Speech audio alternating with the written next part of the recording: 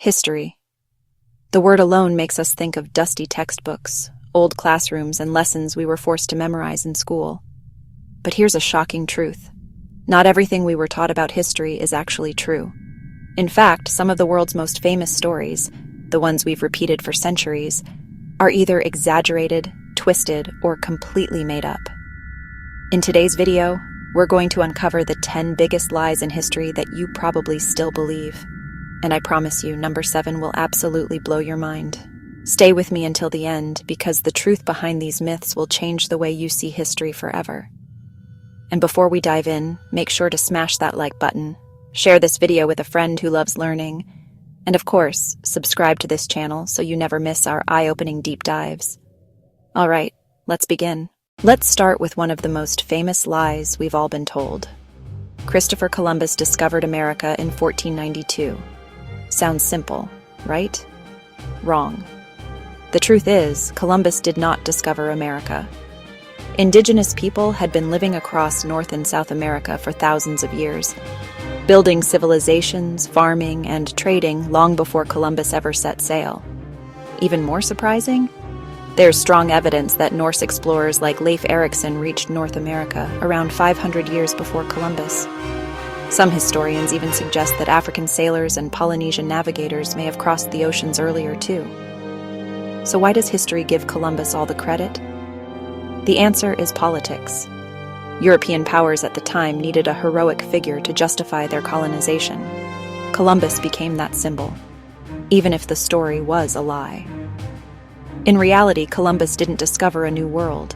He crashed into a world that had already been thriving for centuries. When you think of Napoleon Bonaparte, the French military genius, what image comes to mind? Probably a very short man, right? Maybe even the term Napoleon complex, which we use to describe short men with big egos. Here's the truth. Napoleon wasn't unusually short at all. He stood about 5'6" or 5'7", which was average height for men in the 18th and 19th centuries. So where did the myth come from?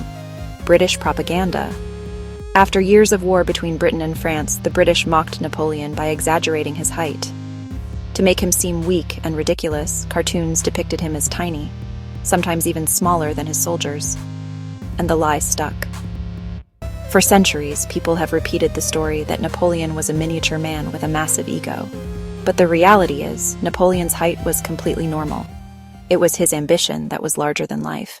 Picture a Viking in your mind. What do you see? A huge warrior, long beard, and of course, a helmet with giant horns sticking out of the sides. But here's the twist. Vikings never wore horned helmets. Not a single archaeological discovery has ever found one. So where did this image come from? It actually started in the 1800s, when costume designers for operas like Richard Wagner's Ring Cycle wanted Vikings to look more dramatic and terrifying. They added horns to the helmets for the stage. The look was so powerful it became stuck in popular culture, in paintings, in books, and eventually in Hollywood movies. In truth, Vikings were practical. Their helmets were smooth, made for battle, and hornless. The horned helmet was nothing more than theater. But centuries later, we still believe the lie. Teachers' books, even tourist guides have repeated this one. The Great Wall of China is the only man-made structure visible from space. Sounds impressive, doesn't it? But it's not true. Astronauts have confirmed again and again that the wall is not visible to the naked eye from space. It's simply too narrow, and its colors blend into the natural landscape. So how did this myth spread? It actually began in the early 20th century, before humans had ever gone to space. Writers speculated that the Great Wall was so massive it could be seen from the moon. That speculation eventually turned into fact, and it made its way into textbooks.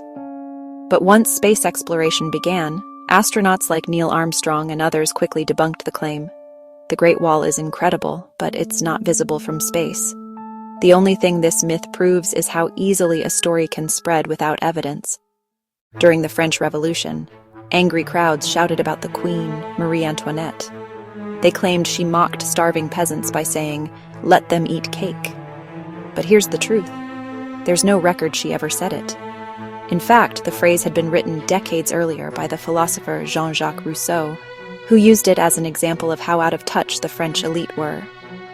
Over time, the words were wrongly attached to Antoinette as a way to turn the public against her. In reality, the queen may have been extravagant, but there's no proof she ever mocked her people in such a cruel way. This is a classic case of propaganda shaping history. The line is powerful, shocking, and unforgettable.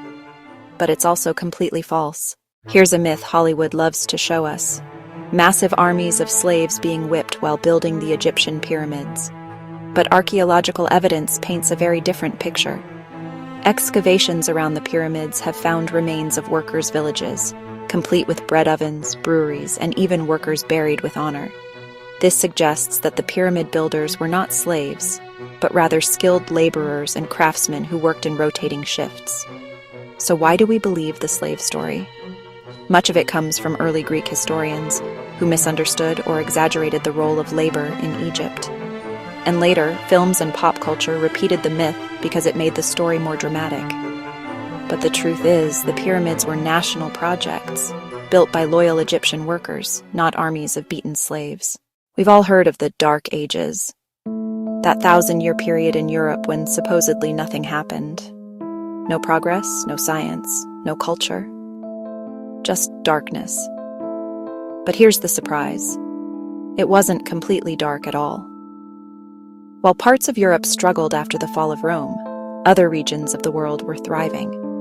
The Islamic Golden Age saw massive advances in science, medicine, and mathematics.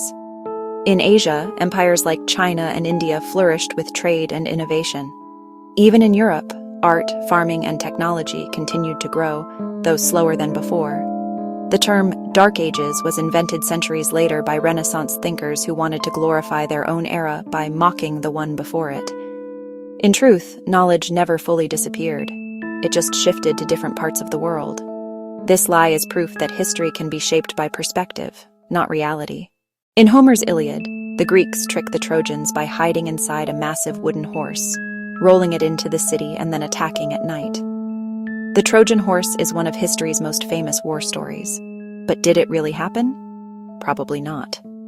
Archaeologists have never found evidence of a literal wooden horse. Most scholars now believe the story was metaphorical, perhaps describing a siege engine or a clever military trick that was later turned into legend. The horse itself may have been symbolic, since horses were sacred to the Trojans. Over time, the story evolved into the tale we know today. So the Trojan horse wasn't real. But it remains a powerful metaphor for deception, and a lie that's lasted thousands of years. You've probably heard the story that Albert Einstein, the genius physicist, failed math as a kid. Teachers supposedly thought he'd never succeed. Here's the truth. Einstein never failed math. In fact, he excelled in it. By age 15, he had mastered calculus. The myth began because of confusion over grading systems in Switzerland, where Einstein went to school. Someone misread his grades, and the story spread. So why does this lie persist? Because it's inspirational. People love the idea that even the greatest genius in history struggled in school. It makes us feel like we can all achieve greatness. But the reality is, Einstein was brilliant from the start. In the United States, it's often said that the Founding Fathers wanted America to be a Christian nation. But the truth is more complicated. Many of the Founding Fathers were religious, but they also strongly believed in freedom of religion. That's why the First Amendment says Congress cannot establish an official religion. Some, like Thomas Jefferson and Benjamin Franklin, leaned more toward deism than traditional Christianity. The idea that America was founded as a Christian nation became popular much later, as politicians tried to connect their policies with religion. But if you look at the actual documents, the Founding Fathers were clear. America should protect all beliefs, not enforce one. This myth shows how history can be rewritten to serve modern agendas. So there you have it. 10 of the biggest lies in history. From Columbus and Napoleon to Einstein and the Founding Fathers. These myths remind us that history is never as simple as the stories we were told. The real question is, how many of these lies did you still believe before today? Comment your answer down below because I'd love to see which one shocked you the most. And if you enjoyed this video, do me a favor. Hit that like button, share this video with your friends, and don't forget to subscribe so you never miss our weekly deep dives into the biggest mysteries and truths of our world. Remember, History isn't just in the past, it's being rewritten every single day.